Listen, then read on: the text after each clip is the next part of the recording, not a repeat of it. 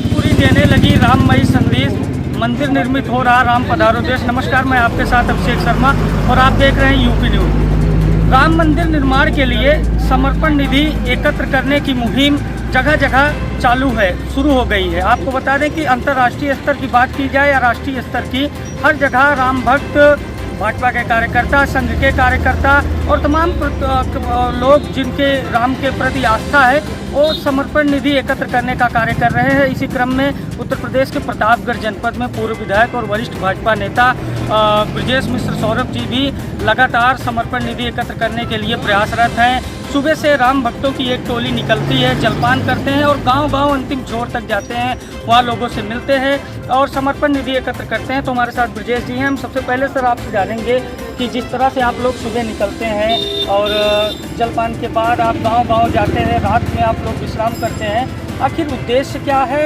और क्या आपके प्रति समर्पण भाव है राम के प्रति आपका? देखिए, समर्पण भाव व्यक्त करने के लिए शब्द बहुत छोटे पड़ जाते हैं जी, इसलिए कर्म भाव आप देखिए कि अगर हमारा भाव समर्पण करना होता है तो हम घर से बाहर निकल कर के जन जागरण करते हुए, जन जन को जोड़ते हुए, लोगों को भगवान राम से के प्रति आस्था मैं करते हुए निकल रहा हूँ, तो ये तो समर्पण का हमारा अपना एक संकल्प है ही।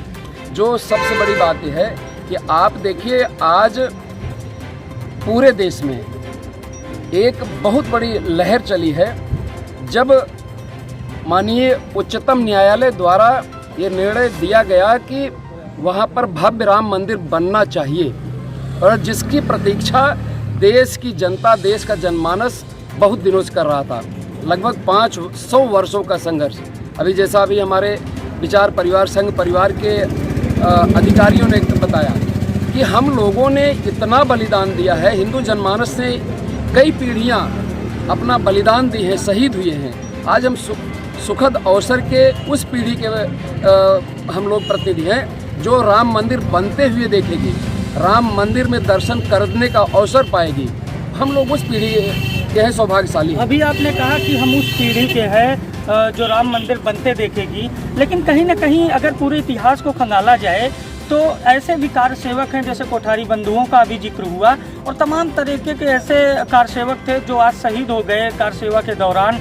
तो उनके योगदान को आप किस तरीके से देखते हैं? वो तो देखिए, जहाँ पर भी हम लोग जा रहे हैं वहाँ उल्लेख हो रहा है। कोठारी बंधुओं का उल्लेख इसीलिए हुआ क्योंकि उन्होंने अपने प्राणों की आहुति दी। उन माँ बाप ने जिन्होंने अपनी संतानों को प्रभु श्री राम के निमित्त अर्पण कर दिया, उनकी आप उनका त्याग देखिए, उनका हौसला देखिए, उनका मनोबल देखिए। ऐसे ही जो बलिदान हुए, शहीद हुए हैं, सबका जिक्र सभी अवसरों पर होता है।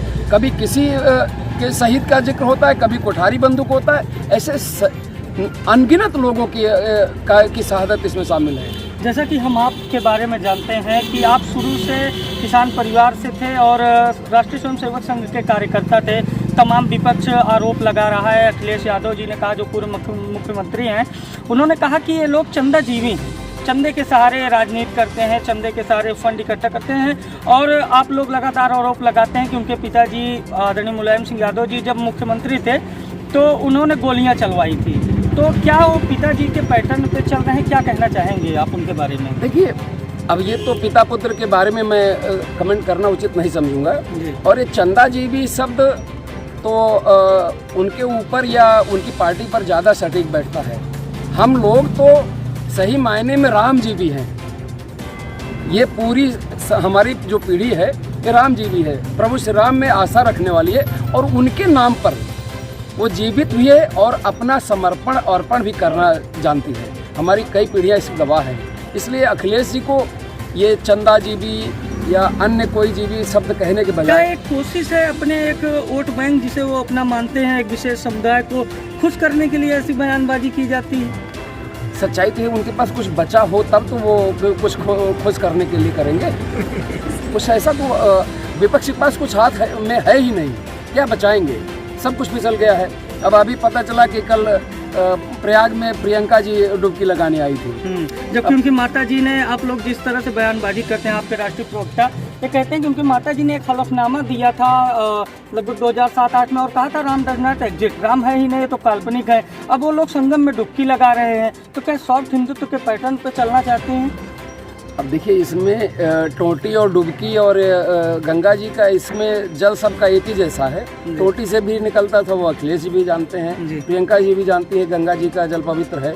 तो वो सब कुछ मिला करके अगर कहीं पर लगता है कि पाप किए हैं और डुबकी लगाने से पाप उनका धुल जाता है, तो ईश्वर उनको सद्बुद्धि दे। हमें लगता है कि प्रियंका जी को कम से कम भगवान ने ये प्रेरणा दी कि डुबकी लगाओ, और जो पाप पार्टी ने और पार्टी के नेताओं ने और आपके दल ने, आपके पूर्वजों ने किया है, उससे हो सकता है पाप धुल जाए। कुछ अपने पाप को कम करने का प्रयास कर रहे हैं, तो अच्छी बात है। प्रतापगढ़ में आपको एंग्री हिंदू, कट्टर हिंदू की छवि से देखा जाता है। तमाम विपक्ष के लोग कहते हैं कि ब्रजेश सौरभ भड़काऊ बयानबाजी करते हैं और अति जोश में बहुत कुछ बोल जाते हैं। तो ब्रजेश सौरभ को एक चेहरा माना जाता है हिंदुत्व का। आप गांव-गांव जा रहे हैं, मैंने देखा कि तमाम प्रकार के युवा जिनकी उम्र 18 से 25 के बीच में, अभी 2-4 युवाओं की आपने तारीफ की, वो आपसे लगातार जुड़ रहे हैं। बुजुर्गों का आपको साथ मिल रहा है, किस तरह से समर्थन मिल रहा है गांव-गांव जब आते हैं, महिलाओं के बीच, बच्चों के बीच, और लोग अपने बीच के ब्रजेश सौरभ को देख रहे हैं यहाँ पे समर्पण निधि इकट्ठा करने, क्या भाव उत्पन्न होता है? देखिए, भाव